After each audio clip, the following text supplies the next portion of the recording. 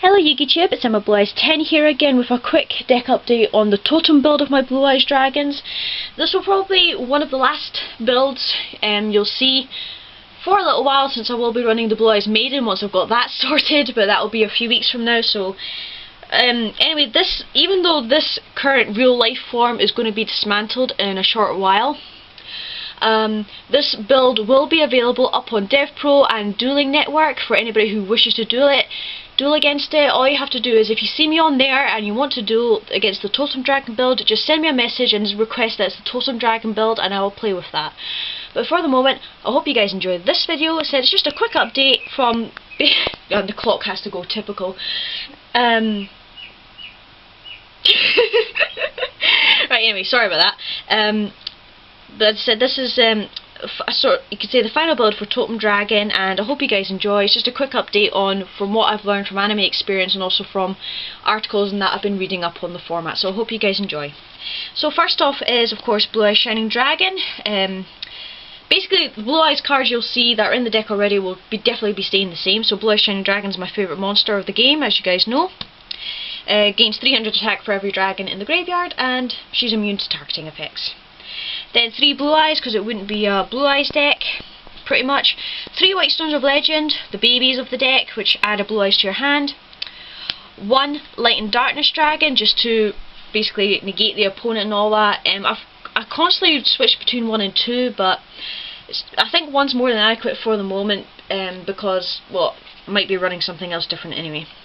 1 Alexandric Dragon, again, it's a good wee 2000 attack beat stick. 2 Vanguard, discard dragons from the hand to increase its attack by 300, and it's a permanent attack boost.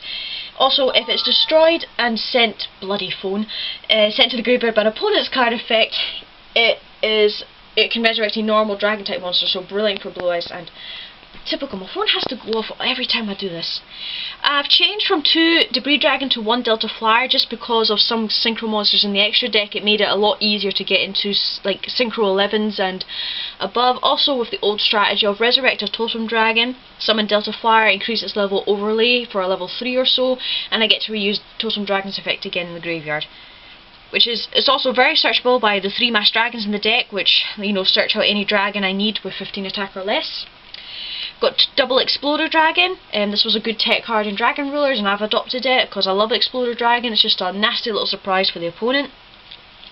And then of course we have 3 Totem Dragon, which is the main way of getting out Blue Eyes and such. Access 2 tributes for the summon of a dragon monster, and if it's in the graveyard and I control no monsters, it can be resurrected and reused again. However, if it's resurrected this way, it is banished, so it is a bit of a downsider, but sometimes I can get 2 or 3 uses out of this depending on what strategies I use.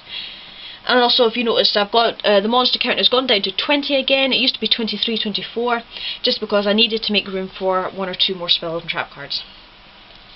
Next is Dragon's Mirror, my main fusion way of the deck nowadays, to fusion for Ultimate Dragon, which then is tributed for Shining Dragon.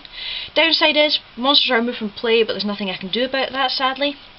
Then 1 Book of Moon, 1 Dark Hole, 1 Foolish Burial to send Totem Dragon or White Stone to the graveyard.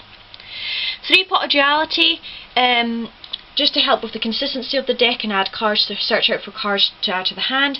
Can sometimes lock me down with the special summons, but the thing is, I find this a lot more easier to use than, say, trade-ins or cards of consonants, because it's more general than them. Then we have 2 Mystical Space Typhoon. 3 was a wee bit too much, so I just went down to 2. Then we have 2 Forbidden Lance, because I noticed since this is going to be a trap heavy format and everybody's starting to use spell cards and that again, it's a good idea to obviously protect the Blue Eyes in any way possible, because they are a normal monster and don't have effects to protect themselves with. So Forbidden Lance was probably a better idea, especially when I could have used it in some duels and I really wished I had used it, but it's now in the deck now. Hopefully it'll make the deck a bit better. Then we have 2 Ancient Rules to summon out Blue Eyes from the hand if needed, so I don't have to keep using Totem Dragon all the time. One of my favourite classic cards of summoning out Blue Eyes, to be honest. Then we have 2 Dragon Ravine to send dragons to the graveyard, and also send dragons from the hand if needed, such as White Stones and Totem Dragons, or even Blue Eyes if needed, for the fusion card Dragon's Mirror. Then we have 2 Mirror Force, because 2 Mirror Force is awesome. It's one of my favourite trap cards. I'm now going to get rid of it. 2 Call of the Haunted, to resurrect anything I need really, Totem Dragons, Blue Eyes, etc. And then 1 Compulsory Evacuation Device, because I've always liked this card. I prefer when it was not on the ban list, but it's a good wee tech card and I'm definitely going to be using it. Right, for the extra deck now, we have 1 Blue Eyes Ultimate Dragon, it's tribute fodder for Shining.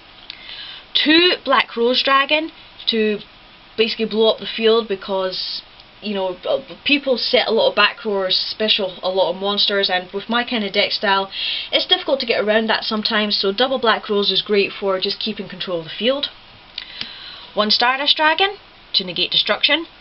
1 Red Dragon Archfiend, to get around defensive monsters. 1 Trident Dragion, just for like extra attacks and maybe OTKs if I get the chance to do so. Then 1 Star Eater, my Ghost Rare Star Eater, just for basically attack power and to get around annoying traps that activate during the battle phase and everything like that.